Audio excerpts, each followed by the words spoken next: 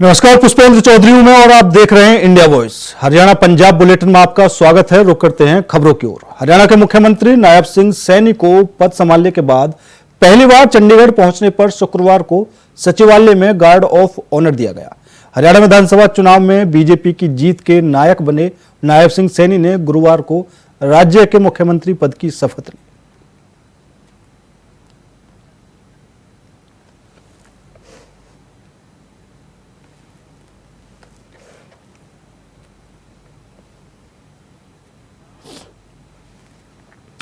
हरियाणा में फिर से सत्ता में आने के बाद सीएम नायब सिंह सैनी ने शुक्रवार को बड़े फैसले का ऐलान किया है। उन्होंने अनुसूचित जातियों के भीतर उपश्रेणी के सुप्रीम कोर्ट के आदेश को तुरंत लागू करने का ऐलान किया। मुख्यमंत्री पद की शपथ लेने के दूसरे दिन सीएम सैनी की अध्यक्षता में राज्य मंत्रिमंडल की बैठक हुई। इस बैठक में 17 अगस्त को हरियाणा अनुसूचित जाति आयोग की रिपोर्ट को मंजूरी दी गई। हरियाणा अनुसूचित जाति आयोग की रिपोर्ट में हरियाणा में अनुसूचित जातियों के लिए सरकारी नौकरियों में 20% आरक्षण कोटा का प्रावधान शामिल है। मंत्रिमंडल की बैठक के बाद आयोजित प्रेस कॉन्फ्रेंस में सीएम सैनी ने कहा कि कैबिनेट मीटिंग में राज्य सरकार ने अनुसूचित जाति के वर्गीकरण से जुड़े सुप्रीम कोर्ट के फैसले का सम्मान किया है। हमने फैसला किया है कि हम अनुसूचित जाति के वर्गीकरण को लेकर सुप्रीम कोर्ट ने जो आदेश दिया था उसे लागू करेंगे।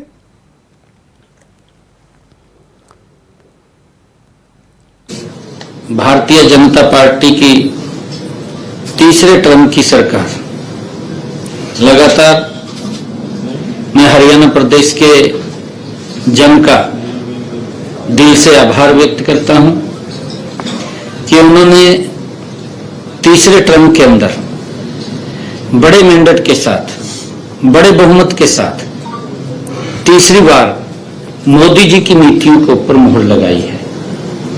हमारी सरकार ने पिछले 10 वर्षों में ईमानदारी से लोगों के हित में काम किए हैं। विपक्ष ने जिस प्रकार का एक वातावरण, एक नैरेटिव सेट किया, मैं हरियाणा प्रदेश के लोगों का दिल से आभार व्यक्त करता हूं कि जो नैरेटिव विपक्ष ने खड़ा किया था उसको धराशाही करने का काम हमारे हरियाणा प्रदेश की जनता ने किया है, उसका जवाब दिया है।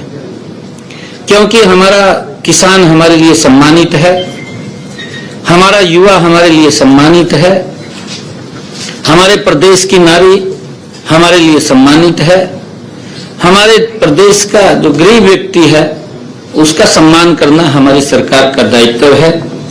मुझे खुशी है कि ये सरकार को जो चुना है ये गरीब व्यक्ति के द्वारा चुनी गई सरकार है। ये हमारे प्रदेश के अंदर प्रदेश के 2,80,00,000 लोगों ने इस सरकार को चुना है। मैं सभी का दिल से आभार भी व्यक्त करता हूं।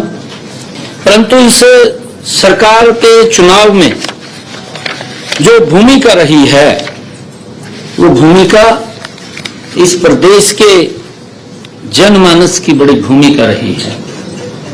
मैंने जैसा कहा भी है कि कांग्रेस ने इस प्रकार का नैरेटिव, इस प्रकार का भ्रम लोगों के अंदर खड़ा किया था कि ये सरकार कोई काम नहीं कर रही है, ये सरकार जा रही है, किसानों को भड़काने का काम किया। वो सारा का सारा उनका जो कृत्य थे वो सामने आ रहे हैं। उन्हीं के बीच में से ही लोग उस बात के ऊपर क्वेश्चन मार्क कर रहे हैं। कहीं ना कहीं युवाओं को अविश्वास में धकेलने का काम कांग्रेस ने किया। हमारे हरियाणा के खिलाड़ियों को भी यूज किया। जो हमारे खिलाड़ी हैं, हमारे गौरव हैं, हरियाणा प्रदेश का गौरव है, जो इस देश का भी गौरव है, जो इस देश को सम्मान दिलाने का काम करते हैं, कांग्रेस ने उन खिलाड़ियों को भी यूज किया है। किसान को भी कांग्रेस पार्टी ने भ्रामक स्थिति के अंदर डालने का काम किया है। युवाओं को किस प्रकार से उन्होंने पर्ची खर्ची बांटने के आधार के ऊपर कहा, अपनी बातें कही हैं।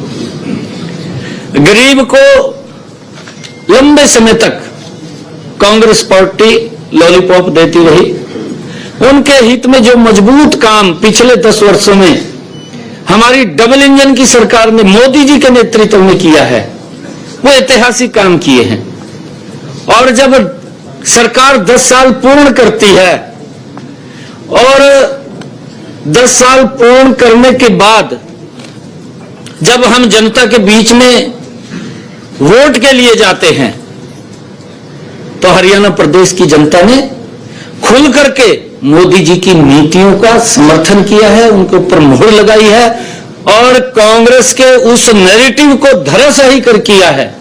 चाहे उन्होंने किसान का मुद्दा उठाया है, चाहे उन्होंने खिलाड़ियों का मुद्दा उठाया है, चाहे उन्होंने गरीब का मुद्दा उठाया है, सभी मुद्दों के ऊपर कांग्रेस के उस नैरेटिव को, क्योंकि झूठ का एक प्रोपगंडा खड़ा किया था, उस प्रोपगंडे को 5 तारीख को कमल के बटन के ऊपर मोहर लगा करके हरियाणा के लोगों ने वो जवाब देने का काम किया है।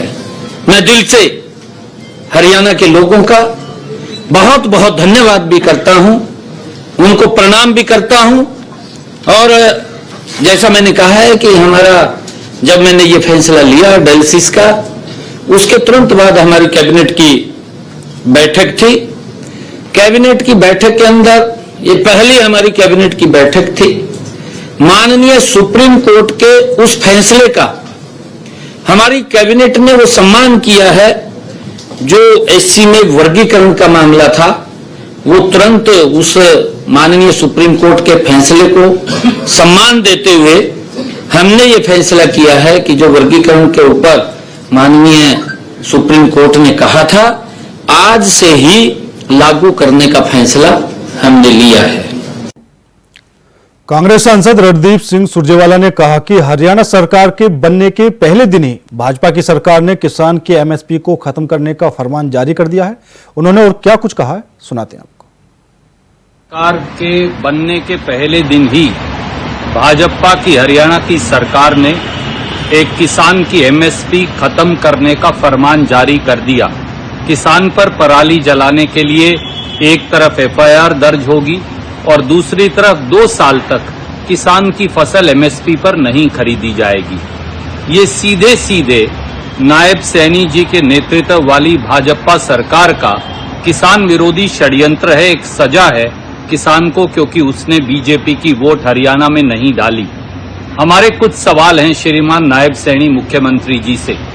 क्या ये सीधे सीधे एक षड्यंत्र नहीं, एमएसपी को चोर दरवाजे से खत्म करने का और किसान की फसल को एमएसपी पर ना खरीदने का? दूसरा, पराली अगर किसान ना जलाए तो विकल्प क्या है?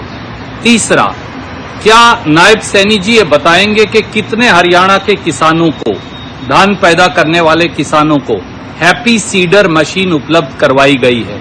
चौथा, क्या श्रीमान नायब सैनी ये जानते हैं कि 50% सब्सिडी देने के बाद भी हैप्पी सीडर मशीन की लागत किसान को 75,000 और 80,000 रुपया पड़ती है?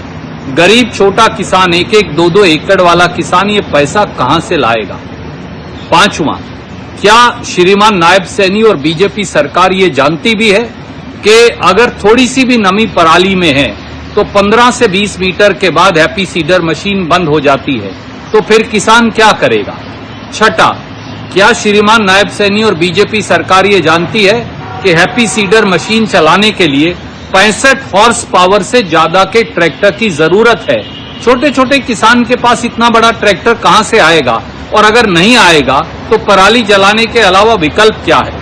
और सातवां और आखिरी सवाल, क्या श्रीमान नायब सैनी ये जानते हैं कि पंजाब एग्रीकल्चर यूनिवर्सिटी और किसान दोनों पुकार कर ये कह रहे हैं कि हैप्पी सीडर मशीन से खेती की उत्पादकता कम हो जाती है, तो फिर ऐसे में हैप्पी सीडर का इस्तेमाल कैसे करेगा?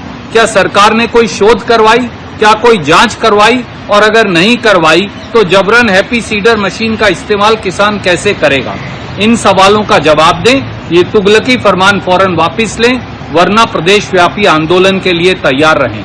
जय जवान, जय किसान। चंडीगढ़ में कांग्रेस की बैठक के बाद जुलाना से पार्टी के विधायक विनेश फोगाट ने कहा कि आने वाले 5 साल कांग्रेस पार्टी विपक्ष में बैठकर लोगों की आवाज मजबूती से उठाएगी। मैं नवनिर्वाचित सीएम को बधाई देती हूं। उनके पास महिलाओं की सुरक्षा और खिलाड़ियों के भविष्य के लिए काम करने के लिए 5 साल है। वहीं दूसरी तरफ रोहतक से कांग्रेस सांसद दीपेंद्र सिंह हुड्डा ने कहा कि सरकार से हम यही उम्मीद करेंगे कि जनता की आशाओं पर पूरा उतरे और जनहित के लिए करे और हरियाणा को विकास और खुशहाली की तरफ आगे बढ़ाए। सभी लोग मिले जितने भी विधायक फर्स्ट टाइम आई है जी, तो सब लोगों से मिलकर अच्छा लगा। सबने बहुत मेहनत की है। आने वाले 5 साल जो है हम विपक्ष में बैठ के लोगों की जो आवाज है सीएलपी लीडर के लिए क्या राय रखी है आपने?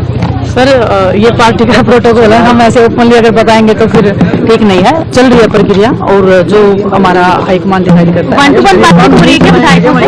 ये मैं इनसाइड डिटेल्स नहीं दे सकती, सॉरी। ठीक है। और आप भी डिसहार्टन हुई जिस तरीके से जो स्पीक्स आई हैं, कांग्रेस की हार हुई है? देखो, हार और जीत में तो मेरे से अच्छे से कौन समझ सकता है। तो हार जीत तो मैदान में जाओगे तो दोनों बनी रहती हैं, लेकिन लोगों ने अगर हमें इतना प्यार सम्मान दिया है, लोगों ने इतना संघर्ष करके एक सीट के लिए हम लड़े हैं और मजबूती से कांग्रेस पार्टी इसको विधानसभा में विपक्ष की जो भूमिका है वो हम मजबूती से उठाएंगे और लोगों ने जो मैंडेट दिया है उसको हम सिरे से बिल्कुल 5 साल तक उनकी लड़ाई लड़ने का हम काम करेंगे। जो नई सरकार बनी है, सरकार को से हम यही उम्मीद करेंगे कि वो जनता की आशाओं पे पूरा उतरे, जनहित में कार्य करे, हरियाणा को विकास और खुशहाली की तरफ आगे बढ़ाए। ये सरकार जो दायित्व मिला है उनको, सरकार को वो दायित्व को पूरा करे, ऐसी सरकार से आशा और उम्मीद करेंगे। ये देखिए, ये उनका अपना है, ये उनका अपना है। इस पर मैं आज तो केवल जो नई सरकार बनी है, सभी जो मंत्रिमंडल में आए हैं उनको भी, नई सरकार को भी शुभकामनाएं भी देते हैं और यही उम्मीद करते हैं कि नई सरकार जनता की आशाओं और आकांक्षाओं पर पूरा उतरे, लोगों के जनहित के कार्य करे, विकास और खुशहाली की तरफ प्रदेश को लेकर जाने का प्रयास करे। कांग्रेस पार्टी एक बराबर के विपक्ष के रूप में हरियाणा के हर वर्ग की आवाज उठाएगी। हम हरियाणा के हर वर्ग की लड़ाई लड़ेंगे, लड़ते रहेंगे, अपनी जिम्मेदारी हम निभाएंगे, सरकार अपनी जिम्मेदारी निभाए। वो तो हम पहले भी कह चुके हैं। ये नतीजे हैं, ये अचंभित करने वाले नतीजे भी हैं, आश्चर्यचकित करने वाले नतीजे भी हैं और हमारा विश्लेषण हम कर रहे हैं, मगर इस बात में भी कोई दो राय नहीं है। चुनाव की प्रक्रिया को लेकर भी साम दाम दंड भेद का भी प्रयोग हुआ है और 20 से ज्यादा हलकों में ईवीएम को लेकर भी हमारे उम्मीदवारों को जो है उनके भी प्रश्न चिन्ह उन्होंने ईवीएम पे भी लगाने का कार्य किया है। ऐसा पहली बार ही हुआ है। दिल्ली में पंजाब के मुख्यमंत्री भगवंत मान ने कहा कि पराली जलाने का मुद्दा किसी एक राज्य तक सीमित नहीं है, यह पूरे उत्तर भारत का मुद्दा है। अगर प्रधानमंत्री मोदी यूक्रेन युद्ध को रोक सकते हैं जैसा कि उन्होंने विज्ञापन में दिखाया है, तो क्या वे यहां धुआं नहीं रोक सकते? उन्हें सभी राज्यों की बैठक करवानी चाहिए, मुआवजा देना चाहिए और वैज्ञानिकों को बुलाना चाहिए। किसान पराली नहीं जलाना चाहते, किसान धान की खेती भी नहीं करना चाहते, लेकिन वैकल्पिक फसल पर एमएसपी नहीं मिलती। जब धान पैदा होती है तो किसानों की तारीफ होती है। देखो ये पराली का मुद्दा जो है ये एक स्टेट का नहीं है मुद्दा, ये पूरे नॉर्दर्न इंडिया का है। इसके लिए मैं पहले भी कह चुका हूं, प्रधानमंत्री जी अगर यूक्रेन का युद्ध रुकवा सकते हैं, ऐड आती है ना, पापा युद्ध रुकवा दिया था मोदी जी ने, तो यहाँ का धुआं नहीं बंद करवा सकते। बिठाओ, सारी स्टेटों को बिठाओ, बुलाओ और कंपनसेशन दो, उसके नतीजे साइंटिस्टों को बुलाओ। पंजाब का किसान नहीं चाहता, पहली बात तो धान भी चाहता है कि मैं ना उगाऊं, पानी नहीं है हमारे पास, वाटर लेवल जो है हमारा नीचे चला गया, लेकिन कोई अल्टरनेटिव फसल जो है वो कहां से, उसकी एमएसपी नहीं मिलती। तो बड़े शानो शौकत से हम कहते हैं इस बार 180 लाख मीट्रिक टन धान जो है पंजाब सेंट्रल पूल में देगा। यहां तक तो शाबाश अन्नदाता, लेकिन 180 लाख टन की पराली भी तो आएगी, तब कहते हैं उस पर पर्चा करो, उसको पकड़ो, उसको कंपनसेशन डैमेज, उसका जुर्माना करो। दिल्ली तो पता नहीं, पंजाब का धुआं आता है पता नहीं ना, वे तो एनजीटी के जो रिटायर्ड जज थे उन्होंने बोल भी दिया था कि पंजाब का कोई लेना देना नहीं। पहले तो जब हम आग हमारे यहाँ पराली को लगती है, उस किसान के खुद के और उस पूरे गांव के फेफड़ों में से निकलती है ना, वो कोई कार्बन मोनोडाइऑक्साइड से तो सांस नहीं लेते तो ऑक्सीजन से ही है ना।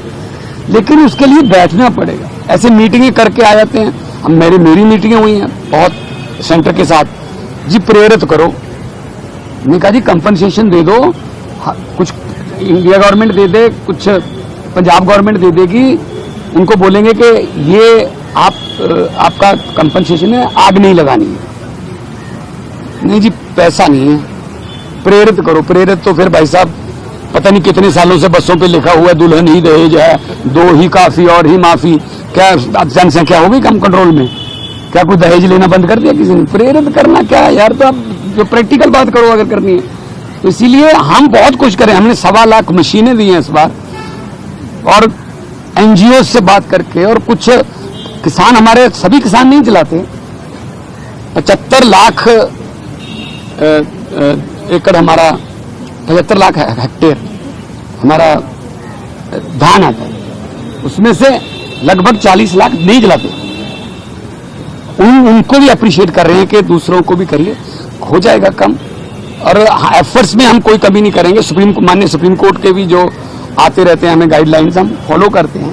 तो आने वाले दिनों में हम तो चाहते हैं कि हमें तो गुरु नानक साहब ने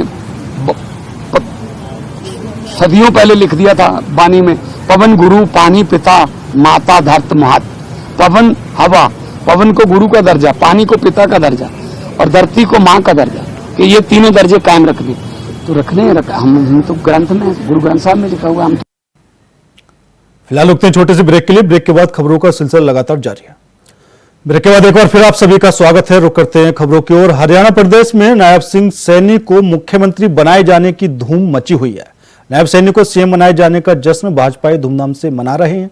अम्बाला में भी पूर्व राज्य मंत्री असीम गोयल ने 5 क्विंटल जलेबी बांटकर नायब सैनी के सीएम बनने का जश्न मनाया। इस मौके पर पूर्व राज्य मंत्री असीम गोयल ने राहुल गांधी और भूपेंद्र सिंह हुड्डा को नायब रस से भरी जलेबी भिजवाई। असीम गोयल ने कहा कि राहुल गांधी यहां इटावली ज्ञान देने लग गए थे, लेकिन जनता ने उन्हें जवाब दे दिया। उन्होंने राहुल गांधी को कहा कि यो हरियाणा से प्रधान यहां इटालवी ज्ञान नहीं चलता। कांग्रेसी हवा में चुनाव लड़ रहे थे। हरियाणा में लगातार तीसरी बार भारतीय जनता पार्टी की सरकार बनने की खुशी में नायब जी को लगातार दूसरी बार जो मुख्यमंत्री बने हैं हमारे, उसकी खुशी के अंदर आज कार्यकर्ताओं ने जलेबी का प्रसाद जो है यहाँ वितरण का कार्यक्रम रखा है। और आज हमने एक नायब रस से भरी जनता की फैक्ट्री से बनी जलेबी जो है राहुल गांधी जी को और हुड्डा जी को एक एक डब्बा हमने भेजने का काम किया है यहाँ से, क्योंकि राहुल जी आए थे तो उनको फैक्ट्री की जलेबी खानी थी। तो जनता की फैक्ट्री ने जो जलेबी बनाई है नायब रस से भरपूर, उसका डब्बा उनको भेजा है। और राहुल गांधी जी तालवी ज्ञान देने लगे थे यहाँ भी फैक्ट्री, क्योंकि आप देखिए हरियाणा के अंदर हजारों की संख्या में हमारे हलवाई साथी हैं, चाहे ग्रामीण अंचल की बात करूं, कस्बों की बात करूं, शहर की बात करूं, उनके साथ जुड़े कारीगर साथी हैं। और उनके पेट के ऊपर लात मार के वो जलेबी की भी फैक्ट्री लगवाने लगे थे। हरियाणा की जनता जड़ से और जमीन से जुड़े आदमी को पसंद करती है, हरियाणा की संस्कृति और है। और मैं राहुल गांधी जी को कहना चाहता हूँ, ये हरियाणा से प्रधान, यहाँ जड़ से जुड़ा आदमी चलता है। तालवी ज्ञान की किताब को बंद करके हरियाणा के दंगल में उतरने की तैयारी कीजिए। आपके लोग हवा के अंदर बैठ के चुनाव लड़ रहे थे और आप इतालवी ज्ञान पिला पिला के उनको चुनाव के अखाड़े में उतार रहे थे। जनता ने अपना जवाब दे दिया है और आज उसी जनता की फैक्ट्री के बनी हुई जलेबी जो है हमने दोनों नेताओं को पार्सल किया है। फरीदाबाद के भांकरी गांव में बीती रात लगभग 2:30 बजे गैस सिलेंडर फटने से पूरा घर भर-भराकर गिर गया और इस दर्दनाक हादसे में परिवार के 4 लोगों की मौत हो गई। वहीं मलबे में दबकर पशुओं की भी मौत हो गई। हादसे में मरने वालों में परिवार के दादा दादी और पोते और बहू शामिल हैं। धमाके की आवाज सुनकर गांववासी मौके पर पहुंचे और शासन प्रशासन को सूचना दी। मृतक परिवार के रिश्तेदार विजय सिंह के अनुसार रात को 2:30 बजे के आसपास लाइट गई थी और जब लाइट आई तो सिलेंडर में धमाका हो गया। रात 2:20 की घटना है। एक जोरदार धमाका हुआ जिसमें पूरा परिवार अंदर ही सो रहा था और सिलेंडर फटने की वजह से एक ब्लास्ट हुआ, जिसमें अपने गांव से अपने परिवार से ये जो सरजीत भाई हैं वो और उनकी घरवाली और एक उनका पोता उसमें अंदर से रहे, और उसके बराबर में पड़ोस में उनके भाई का मकान था। उनकी जो पुत्र थी वो ऊपर लाइट जाने के कारण ऊपर आके लेट गई, तो जैसे लाइट आई तो उसकी वजह से ही स्पार्किंग होते जाते ऐसे ये ब्लास्ट हो। कितने लोगों की डेथ हो गई? इसमें 4 लोगों की डेथ हो गई। एक बच्चा हॉस्पिटल में एडमिट है 8 साल का। एक सरजीत जी है, उनकी उम्र होगी 52-50 साल, 52 साल, और उनकी वाइफ है 48 साल उनकी उम्र। बच्चे की उम्र 14 साल का एक बेटा, उनका पोता है, उसका जमीन आज उसका जमीन। हरियाणा सरकार के कैबिनेट मंत्री अनिल विज ने कहा कि तीसरी बार भारतीय जनता पार्टी की सरकार प्रदेश में बनी है और यह इसी आधार पर बनी है क्योंकि हम काम करने वाली संस्कृति के लोग हैं। उन्होंने कहा कि यह पहली बार है जब किसी सरकार ने सकारात्मकता के आधार पर काम किया और जिसे लोगों ने सराहा भी। एक इतिहास बनाया है कि तीसरी बार भी भारतीय जनता पार्टी की हरियाणा में सरकार बनी है।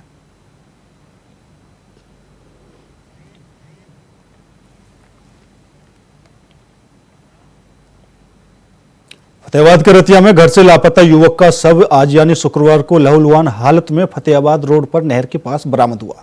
युवक का सिर बुरी तरह से ईंटों से कुचला हुआ था और परिजनों ने हत्या के आरोप जड़े हैं। पुलिस मामले की जांच में जुटी है। अभी तक मामले का खुलासा नहीं हो पाया है। जानकारी के अनुसार रतिया के लाली रोड निवासी 26 वर्षीय आकाश वेटर पार्टी में काम करता था। कल रात को 9 बजे वह घर से काम के लिए रवाना हुआ। उसके बाद से रात भर वह घर नहीं आया।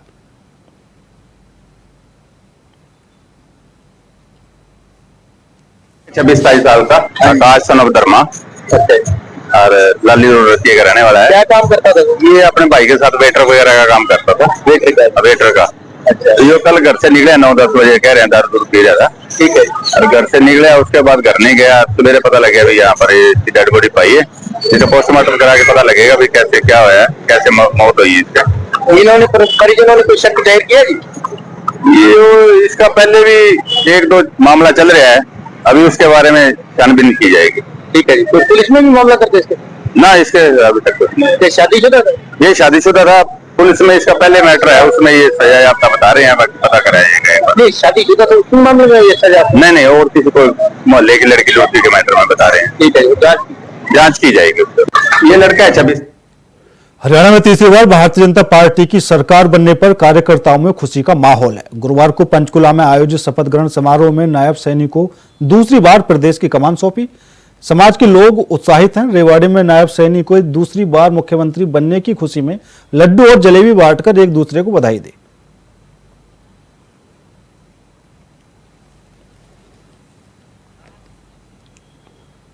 हरियाणा प्रदेश के पूर्व कृषि और वित्त मंत्री जेपी दलाल ने कहा कि भाजपा सरकार ने अन्नदाता की भावना कार्य करके हर वर्ग के हित में अनेक परियोजनाओं को पारदर्शिता से लागू करके और बिना खर्ची और पर्ची से योग्यता के आधार पर हजारों युवाओं को सरकारी नौकरी दी है। इसी बदौलत तीसरी बार ऐतिहासिक जीत दर्ज कर स्पष्ट बहुमत से भाजपा की सरकार बनी है। इससे प्रदेश में और अधिक गति से विकास कार्य होंगे। उन्होंने कहा कि लोहारू से दिल्ली तक हाईवे का निर्माण, किसान के खेतों में खजूर की खेती करवाना और लोहारू को सिवनी में उद्योग स्थापित कर युवाओं के लिए रोजगार का प्रबंध आदि परियोजनाओं को पूरा करवाने के लिए उनका प्रयास जारी रहेगा।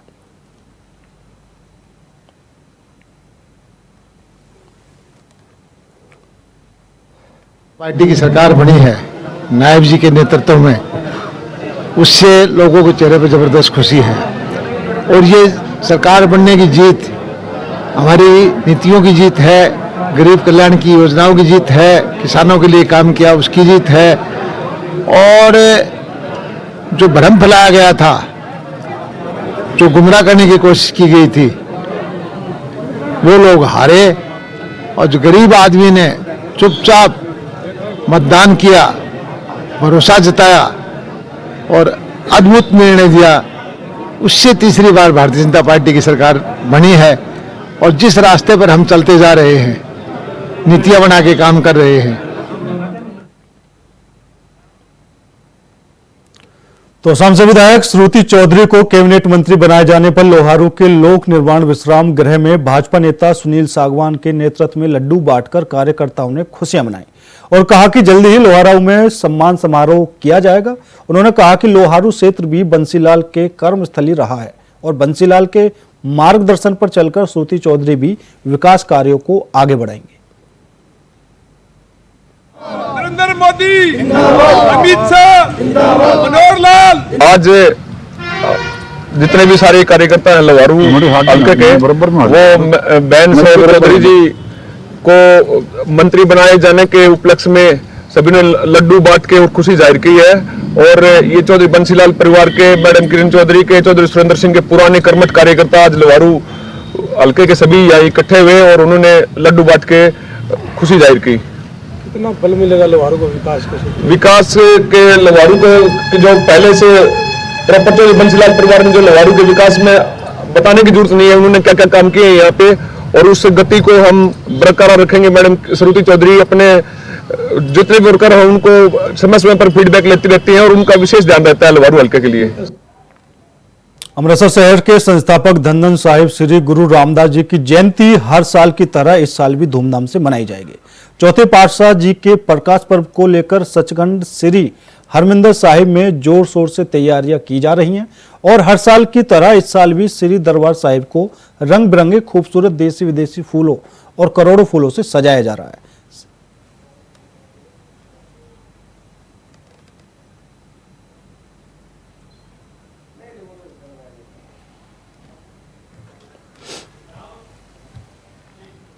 जिस्म की भूख में अंधे प्रेमी ने अपनी ही प्रेमिका से दुष्कर्म करने का मामला सामने आया है, जिसमें आशिक ने अपनी ही प्रेमिका को अपनी हवस का शिकार बनाया है। पूरा मामला फिरोजपुर की छावनी का है, जहां एक रवि नाम के युवक को एक लड़की से प्यार हो गया।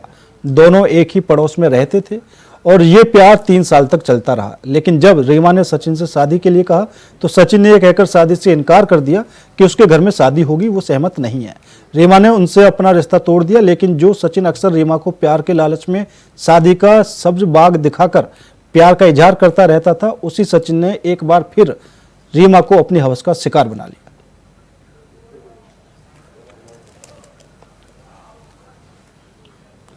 फिलहाल मेरे साथ इस बुलेटिन में इतना ही। बाकी देश और दुनिया की तमाम खबरों के लिए देखते रहिए इंडिया वॉइस।